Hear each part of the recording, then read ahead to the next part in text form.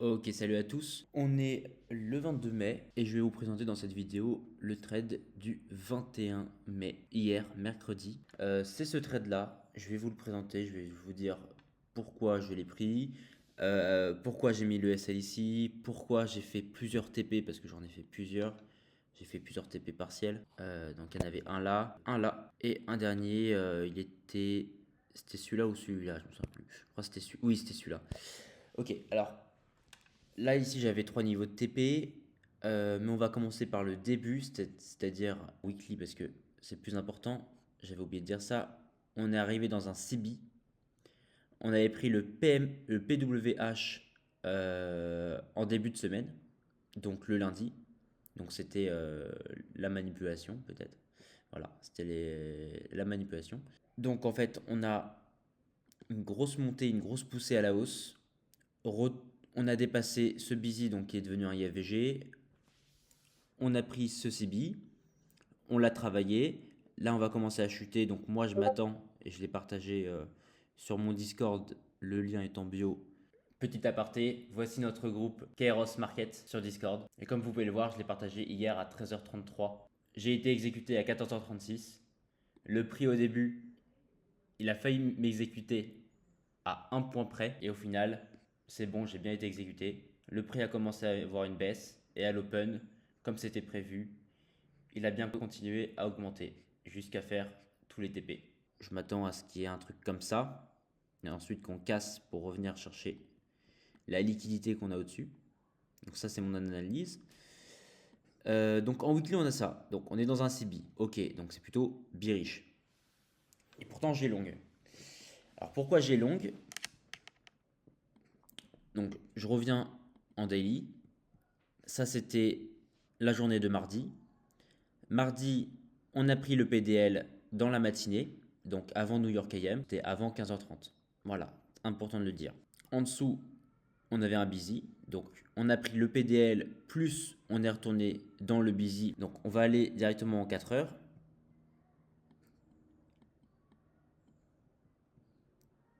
Donc en H4, qu'est-ce qui s'est passé? En H4, on avait ici un OB. On est d'accord? Ici, on a un OB puisque on a une grosse baisse avant une grosse hausse. On a clôturé au-dessus de la première bougie baissière, donc du corps de la première bougie baissière, ce qui nous a créé un OB. On est revenu prendre de la liquidité à la fois dans ce busy et dans ce SSL. Donc on a pris cette liquidité là, on a manipulé ici, plus on a pris de la liquidité dans le busy. Donc c'était un bon point d'entrée. Sauf que moi je n'ai pas tradé lundi, je l'ai tradé mercredi. Et ça, c'était juste pour l'OB. Donc l'OB, très important, il a pris de la liquidité, il a fait un mouvement inverse, il a clôturé au-dessus du corps de la première bougie baissière, et ensuite on est revenu dans l'OB. Alors dans l'OB, ici vous pouvez voir qu'on avait un busy. Un busy qui a déjà été pris une fois avec cette mèche-là, et ensuite on est retourné. Et moi j'ai passé mon trade là-dedans. Mon trade, il s'est passé dans ces deux bougies-là. Voilà. Et j'ai fait un long. Donc j'ai acheté par là et j'ai revendu à ces niveaux-là. Là et là. Alors, pourquoi je suis rentré? Déjà, on avait un biais daily. Parce que comme je vous ai dit, on a pris le PDL, on est revenu dans le busy. Donc pour moi, c'était plutôt haussier. Ensuite, on était dans un OBH4. Voilà, jusqu'à là, tout va bien. On est revenu dans l'OB H2, très important. Ça sert à rien. On est revenu dans le BH2, d'accord, avec cette mèche-là. Donc, pour l'instant, on est bullish. Ah oui, et dans le H4 aussi, très important. Ici, peut-être qu'on a clôturé sous le busy. Donc, il est devenu un IFVG, mais après, on va voir que pas tellement. Mais en clôturant sous le busy, il s'est passé quelque chose, c'est que on allait prendre surtout le corps de la dernière bougie baissière. D'accord? Donc cette bougie baissière pour ICT, c'est un OB. Moi, j'aime bien tracer les OB sur toutes les bougies baissières. Voilà. Mais je sais qu'il y en a qui trade l'OB avec seulement la dernière bougie baissière. Donc ici, on est bien revenu là, la reprendre. Là. avec cette petite mèche. Donc c'était bullish. J'ai pris ça en compte. Ensuite, qu'est-ce qu'on avait? Ok, donc là on vient liquider les deux niveaux, donc ce SSL et celui-là. En M15, on a fait un OB plus FVG et c'était ça mon entrée. Et ça c'est l'entrée finale. Donc ici on a notre OB. Non, pardon, même l'OB il est plus bas. L'OB il est là, puisqu'on a une bougie, voilà. Donc ici on a notre OB qui est validé. En plus c'est une bougie baissière qui fait le plus bas. Ensuite on clôture au-dessus de la première bougie, du corps de la première bougie baissière. Et en plus de ça on vient chercher un peu de liquidité au-dessus. Mais on clôture pas au-dessus. Donc ça c'est pour ça que ça m'a mis le doute. Parce qu'ici on n'avait pas le choche. Bref. Ensuite on retrace. Là j'entre à l'entrée du busy. Alors le busy, vous allez me dire, il est mis un peu bizarrement, mais en fait c'est parce que lorsque vous avez deux busy qui se suivent comme ça, tac, deux busy qui se suivent, en fait il en forme qu'un seul, parce que tout ce mouvement là c'est un displacement, c'est une imbalance. Donc je prends tout le mouvement comme ça. D'ailleurs ça peut très bien marcher aussi avec le troisième qui est là, hein. Voir le quatrième. Vous voyez ce que je veux dire, c'est que c'est tout un displacement. D'ailleurs, normalement on le voit sur les plus grosses unités de temps. Et du coup j'ai pris en bas parce que ce que j'ai fait c'est que j'ai tracé mon Fibo du bas en haut et j'ai pris les FVG valides qui sont en dessous du niveau de 50% de Fibonacci. Voilà. Et donc c'est pour ça. Donc le prix retrace. Il retrace une première fois, il commence à monter, il refait une rechute. Donc jusqu'à là, j'étais un peu en mode bon, faut faire attention quand même, faut quand même le surveiller parce que je m'attendais à ce qu'il rebondisse et qu'il parte direct. En fait non, parce qu'il y a le time plus price qui existe. Et en fait, il y a une règle, c'est que quand 14h30, donc là on est à 14h30, quand 14h30 manipule, 15h30 va faire l'expansion. Donc là 14h30 a manipulé pour prendre de la liquidité dans le busy, en zone OTE même, et en zone discount, qui était dans l'OB, qui était dans l'OBH4, qui a pris le PDL, je crois que c'est ça, je ne l'ai pas changé, je ne l'ai pas encore mis à jour. Donc le PDL qui était là, donc le 20, donc c'était le Previous Daily Low, donc le plus bas de la journée précédente. On a fait cet OB M15 en prenant le PDL, donc je me suis dit, ce lot, il est protégé. Et en plus de ça, on avait énormément de liquidité à aller chercher. Donc ici, j'avais un bon point d'entrée. Le SL, alors, normalement, en tant que bon élève, on devrait le mettre en dessous du lot protégé. Mais moi, avec expérience et tout ça, je sais que si jamais le trade il va aussi bas, de toute façon, c'est foutu. Donc, voilà. De toute façon, c'est foutu. Spécialement sur ce setup, je suis pas allé en plus petite time frame. Je suis vraiment rentré en M15 parce que souvent j'avais ce genre de setup M15 et après je passais en M1 et en M1 je trouvais pas de setup et je rentrais pas et le mouvement il partait sans moi quoi.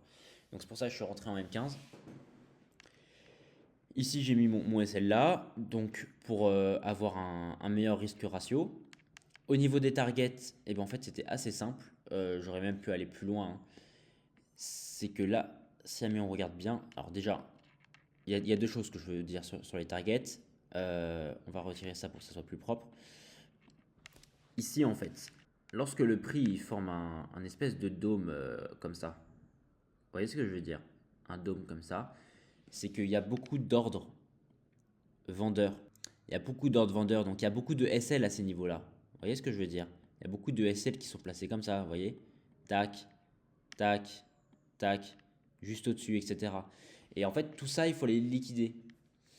Et c'est pour ça que c'est un super TP, c'est des super targets, parce qu'on sait qu'on doit liquider ce niveau avant de rechuter ou de continuer à la hausse, peu importe. Moi, le plus important, c'était de prendre ces targets-là. Après, ce que le fait le prix, je m'en contrefous un petit peu.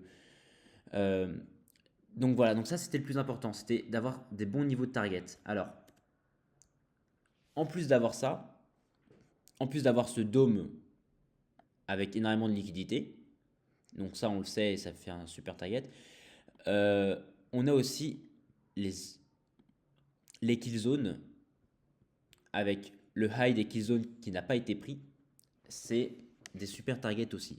Donc ici on en avait une, et donc au-dessus de la kill zone asiatique du jour, donc là on est bien le mercredi 21 mai. Ça c'était un target qui était vraiment bien. Et d'ailleurs là on le remarque. Alors le mieux c'est de prendre le haut du corps de la bougie, hein, c'est conseillé comme target. Prenez jamais les mèches. Et là on voit qu'il réagit pile poil. Il réagit pile poil dessus. C'est-à-dire que là pour lui il avait pris la liquidité du high Asian. Même s'il ne l'a pas dépassé, il avait fait une espèce comme un equal high. Vous voyez ce que je veux dire? Ensuite, il a rechuté, il a un petit peu accumulé, etc. pendant 1 heure à peu près. Euh, pour être franc avec vous, quand il a commencé à accumuler, un peu dans le feu de l'action, moi je devais partir parce que j'avais un rendez-vous. Et j'ai dit dans mon groupe Discord, donc dans mon groupe privé, que ceux qui voulaient profiter des gains, prendre leurs gains, etc., il n'y avait pas de problème de sortir par là. Parce qu'avec ces bougies d'hésitation, on ne sait pas si jamais ça va continuer ou baisser, sachant qu'on a pris la liquidité de l'Asian Session. Voilà. Donc pour être franc avec vous, à ce niveau-là, donc il était 16h30 à peu près, et je devais partir. Moi, je ne pouvais plus leur assurer que ça allait continuer à monter, puisque je savais qu'on avait pris de la liquidité au niveau de l'Asian Session. Donc, ceux qui sont sortis là, bon bah, ils ont pris un RR de 1,80 en moyenne, parce qu'ils sont sortis et dans l'accumulation. Pour ceux qui sont bien sortis, ils sont sortis à 2,28, donc en haut de l'accumulation. Donc, ah oui, ici, il faut se dire que ici, c'est une accumulation, hein. Là, je vais vous montrer en M5 ce que ça donne. Vous voyez, ça donne ça en M5. Donc, quand on a un truc comme ça, euh, ça peut aller un peu des deux côtés, quoi. Soit ça rechute, parce qu'en fait, ici à l'open, on est allé quand même hyper vite et on a laissé pas mal de liquidités avec des FVG, etc., etc. Donc soit ça pouvait retracer et ensuite repartir à la hausse, ou continuer à la baisse même, hein. Mais normalement repartir à la hausse, parce que là on avait laissé des OB sans revenir vraiment dedans, avec des FVG, etc. Donc j'avais peur que les gens se fassent sortir à BE, quoi. Les gens de la commu se fassent sortir à BE. Et c'est pour ça que je leur ai dit, si vous pouvez sortir là, parce que moi de toute façon je devais partir, donc je ne pouvais plus faire d'analyse en low time frame. Je leur ai dit, sécurisez vos gains, ou alors avancez votre SL à ce niveau-là, à peu près, je ne me souviens plus. Mais sécurisez vos gains, parce que quand on a une accumulation comme ça devient un peu plus incertain.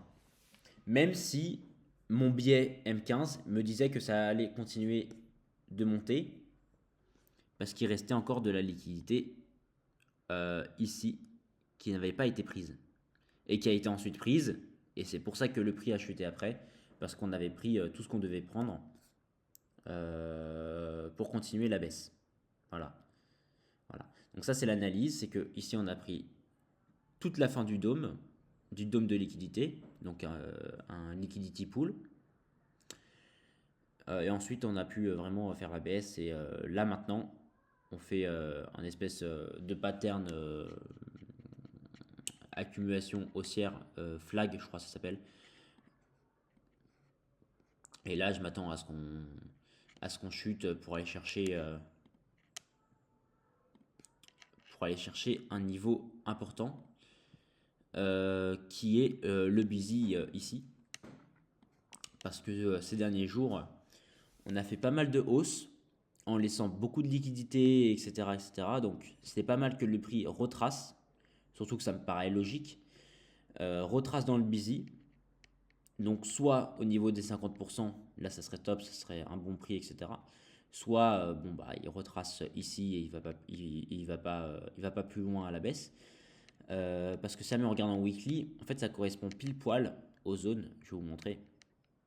J'ai remarqué ça ce matin. On va faire tracer. Donc là, si jamais on retrace dans le IFVG pour reprendre de la liquidité, pour ensuite repartir à la hausse, parce qu'à la hausse ici, on a un liquidity pool, donc une piscine de liquidité pour traduire. Vous voyez, ici, là, là. Ici, on a beaucoup de liquidité.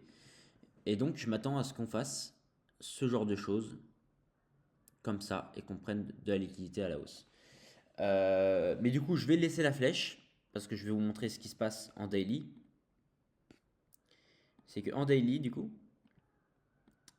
avec le Fibo, avec le point le plus bas ici, on trace le point le plus bas, le point le plus haut, et ça correspond pile poil aux 50% de Fibonacci. Et j'ai pas fait exprès, hein.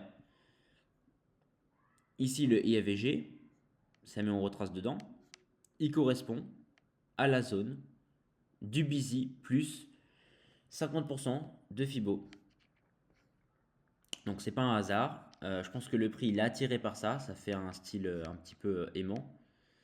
Voilà, le prix est aimanté par ce niveau. Donc pour l'instant mon billet est baissier. Pour continuer à baisser et ensuite remonter de plus belle. Et d'ailleurs c'est même plus sain pour le marché.